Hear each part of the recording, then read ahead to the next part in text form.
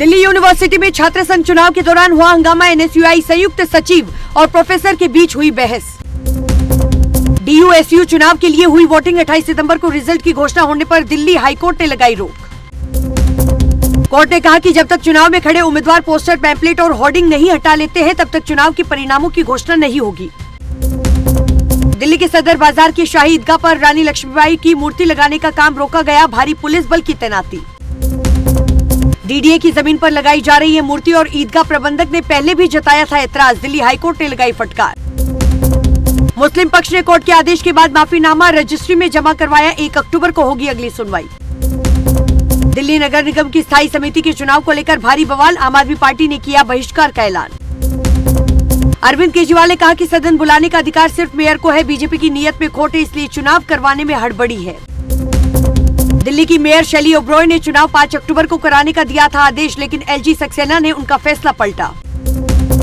BJP Delhi अध्यक्ष वीरेंद्र सचदेवा ने आम आदमी पार्टी पर लगाए आरोप और कहा कि अरविंद केजरीवाल के खिलाफ सत्ता विरोधी लहर चरम पर है और आम आदमी पार्टी चुनाव से भाग रही है। मानहानि केस में अरविंद केजरीवाल और आतिशी की याचिका पर सुनवाई टली। सुप्रीम कोर्ट 30 सितंबर को करेगा मामले की सुनवाई। भाजपा नेता ने मानहानि का किया था केस। दिल्ली की एयर क्वालिटी पर सुप्रीम कोर्ट का आया बड़ा बयान और कहा कि प्रदूषण की वजह से इमरजेंसी जैसे हालात बने हुए हैं। सुप्रीम कोर्ट ने CAQM से पूछा कि पराली जलाने में क्या कोई कमी आई है? आप पराली जलाने के खिलाफ प्रभावी कार्रवाई क्यों नहीं कर रहे? लगातार बैठकें क्यों नहीं हो रही है?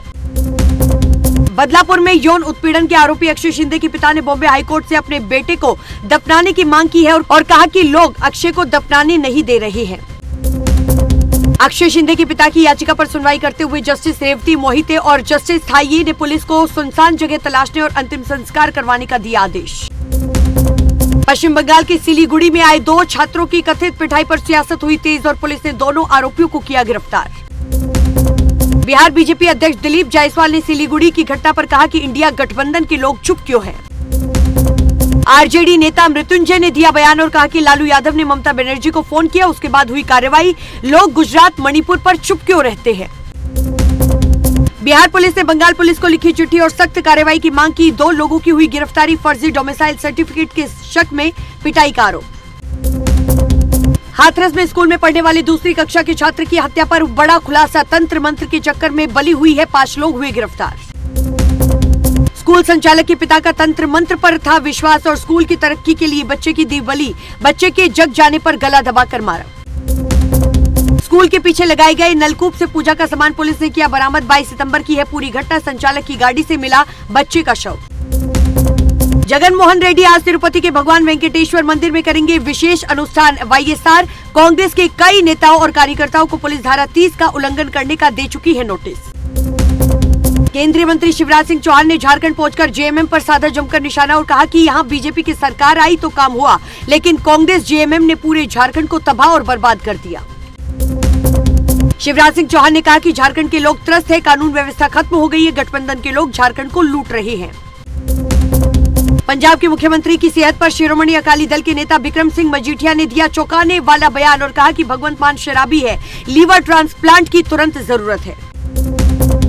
फतेहपुर में छेड़खानी से परेशान छात्रा ने कॉलेज की दूसरी मंजिल से लगाई छलांग, खुदकुशी की कोशिश की। घटना को लेकर थाने में हुआ जमकर हंगामा। पिता ने कहा कि प्रिंसिपल से शिकायत की थी, लेकिन उसके बाद भी नहीं हुई कोई कार्रवाई। राजस्थान के उप मुख्यमंत्री प्रेमचंद बैरवा की बेटे का वीडियो सोशल मीडिया पर हुआ वायरल। बेटा आशु बैरवा जीप को तेज रफ्तार के साथ दौड़ाता हुआ दिखाई दिया। आगे पीछे पुलिस की गाड़ियां भी दिखी।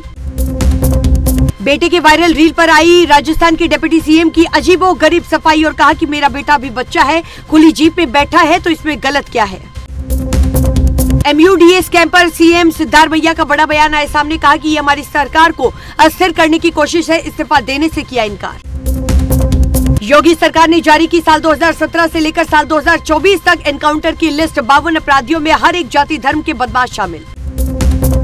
लिस्ट के अनुसार 15 मुस्लिम अपराधियों के नाम शामिल, 10 ब्राह्मण और 8 यादव अपराधियों के नाम लिस्ट में शामिल। वक्फ संशोधन बिल के लिए जेपीसी ने किया अहमदाबाद का दौरा। अलग अलग संगठन से की मुलाकात। बिल पर रायशुमारी के लिए 30 सितंबर तक 4 शहरों का जेपीसी करेगी दौरा। 1 करोड़ से ज्यादा लोगों के आ चुके हैं सुझाव। छत्तीसगढ़ के मशहूर डोंगरगढ़ मंदिर में प्रसाद को लेकर मचा बवाल। मजहर खान के मुर्गी खाने में बन रहा मां बबलेश्वरी देवी का भोग प्रसाद। खाद्य विभाग की टीम ने की छापेमारी, विभाग ने फैक्ट्री को किया सील और टीम ने सैंपल को जांच के लिए रायपुर प्रयोगशाला भेजा। ओडिशा सरकार ने सरोगेसी से मां बनने वाली महिला कर्मचारियों को दी बड़ी सौगात, 180 दिनों की मैटरनिटी लीव देने का सरकार ने किया बड़ा ऐलान। केरल में मंकी पॉक्स का मिला दूसरा मरीज, भारत में ये तीसरा मामला। 29 साल का युवक यूएई से केरल लौटा, जांच में मंकी पॉक्स की पुष्टि हुई। बेंगलुरु मर्डर केस के आरोपी ने डायरी में लिखा कि महालक्ष्मी शादी से इनकार करने पर मारपीट करती थी, उसके टॉर्चर से तंग आ चुका था। महालक्ष्मी मर्डर में आरोपी मुक्ति रंजन के भाई ने दिया बड़ा बयान, कहा ब्लैकमेल करती थी, सोने की चेन 7 लाख रुपए लिए, गुस्से में मर्डर कर 59 टुकड़ों में काटा। एनआईए ने जम्मू कश्मीर के राजौरी और रियासी में 7 जगह मारा छापा, रियासी में बस पर हुए आतंकी हमले से जुड़ा मामला, 9 तीर्थ यात्रियों की हुई थी मौत। भारत बांग्लादेश टेस्ट के पहले दिन बांग्लादेशी सुपरफैन टाइगर रोबी के साथ हुई मारपीट, बांग्लादेशी झंडा लहराने की कर रहा था कोशिश, तभी पुलिस ने उसे रोका। रोबी ने मुक्कों से पीटने का लगाया आरोप और कहा कि बाद में अस्पताल में करवाया भर्ती, गर्मी और उमस की वजह से डिहाइड्रेशन भी हुआ। देश का मानसून ट्रैकर गुजरात में बस नदी में फंसी और 27 तीर्थ यात्रियों का रेस्क्यू हुआ, यूपी में रेलवे ट्रैक पर पानी और बिहार ओडिशा में स्कूल बंद। पहले गाजा और अब बेरूत में इजराइल ने लेबनान पर बमों की बारिश की, पेजर हमलों के बाद ये तबाही लेबनान पर पड़ सकती है भारी। ऑल टाइम हाई बनाकर 264 अंक गिरा सेंसेक्स, ये 85,571 के स्तर पर बंद हुआ। निफ्टी की अगर बात की जाए तो निफ्टी भी रिकॉर्ड हाई बनाकर 37 अंक फिसला। सोना और चांदी की कीमतों में गिरावट, सोने का भाव 69 रुपए गिरकर 75,681 पर आया। चांदी की अगर बात की जाए तो 1,764 सस्ती होकर 90,758 पर आई। और आज के लिए इस वीडियो में बस इतना ही। अगर आपको वीडियो पसंद आई हो तो वीडियो को लाइक करें, कमेंट करें, शेयर करें और चैनल को सब्सक्राइब करना बिल्कुल ना भूलें। नमस्कार।